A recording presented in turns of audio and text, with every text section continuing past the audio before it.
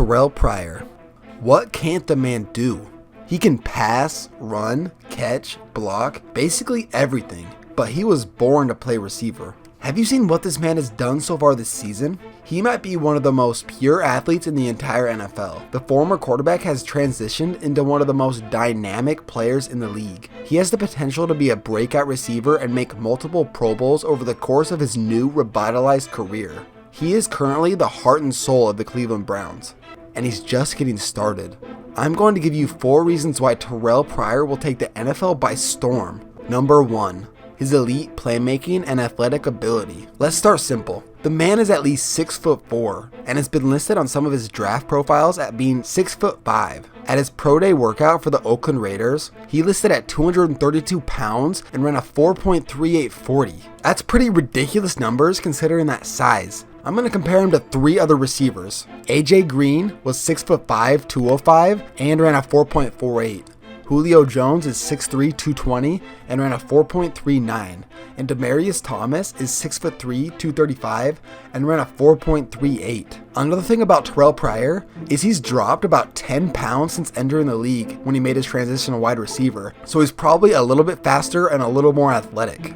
Just looking at these 4 receivers' measurables, they are all very comparable. Pryor's in some good company being with these 3 as far as their measurables. Also, when you watch Pryor run, it looks so elegant and fluid. He looks like he's not even trying. When he used to play for Ohio State and he would scramble, it was so jaw-dropping because he would run away from dudes, and it looked like he was straight chilling. Because his legs are so powerful, he can hold his top-end speed for a long period of time, which helps on his vertical routes. He has already burned multiple corners, including Josh Norman, with his tremendous speed. His vertical's listed at 31 inches, but based on watching him go up for the football, he seems to have some pretty ridiculous hops for his size, and his adjustments when the ball is in the air is pretty spectacular. He wins consistently against cornerbacks based on his overwhelming size, speed, and his adjustment to the football. He has already beat multiple double teams, even on underthrown passes, and the craziest part is that he's only been trying to play receiver for barely a year. My second point I'm gonna make is his little experience. Now, this is probably the most impressive thing so far about Terrelle Pryor. How quickly he has adapted to the position and become a number 1 receiver is almost insane. I found an interview from 2015 on numberfire.com talking to Pryor about starting the transition to wide receiver. The first thing he said was, quote, "I don't know how to catch. I've been a quarterback my entire life." That's after 4 years of already playing in the NFL and playing for 4 teams. The author of the same article stated later that, quote, "History indicates that it's extremely unlikely that he will be a viable fantasy option anytime soon, if at all." Now, I don't like to base arguments on fantasy relevancy, but so far this year on ESPN.com, Pryor is the 10th best receiver according to fantasy production, and that's with having 4 different quarterbacks throwing to him so far this season. The 10th best receiver in some league formats, that's their number 1 receiver. I mean, he's on my team. My third point I'm going to make is his work ethic and competitiveness. Not many dudes are willing to make the transition to a different position, like Tim Tebow, but Pryor simply just wants to play football and win. But the transition was a bit rough. After signing with the Browns in the offseason of 2015, Pryor's inconsistencies led him to being waived right before the start of the season. He sat around for weeks, and no one picked him up. Finally, in December, nearing the end of the season, the Browns re-signed Pryor, and he ended up making 1 play, a 42-yard catch in the finale of the regular season versus the Pittsburgh Steelers. Also, since 2011, Pryor has been on 4 other rosters and was cut by every single one of them, but he kept coming back and was willing to make the change if it meant he could still play football. The resiliency this man has showed so far in his career is nothing short of amazing. He even worked out with Mike Evans and Randy Moss to better his game. Not a bad move to go to one of the greatest receivers of all time for advice. He's worked out with Moss multiple times over the last 2 seasons, and has been sure to take everything in that he possibly could. Also, Terrelle Pryor's competitiveness is pretty legendary. Before they play the Dolphins this season, listen to this bit that he told the press. "I'll do anything to rush and win.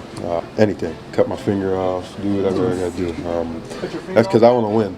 Yeah. Then after this, he backed it up. He had that historic performance versus the Dolphins, where he had 200 total yards, had a touchdown, and almost carried the Browns to that win, and almost won that game single-handedly. And then after the game, He said that he let his team down, that he could have done more. This seems to be a combo of smart words to the press and his absolute desire to win and succeed. Pryor said, quote, "I was a quarterback. I got released 4 times. The game was almost taken away from me. When I'm at home, it makes me want to tear up sometimes. That's why this means so much to me."